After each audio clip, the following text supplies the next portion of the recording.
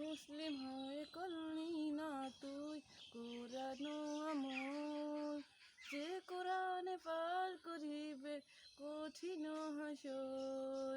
মুসলিম হয়ে করলি না তুই কোরআন আমল, যে কোরআনে পার করিবে কঠিন হাসর।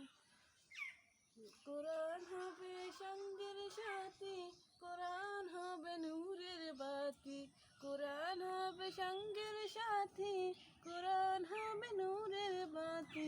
অন্ধকার কুঠরি যে তোর করিবে উজ্জ্বল।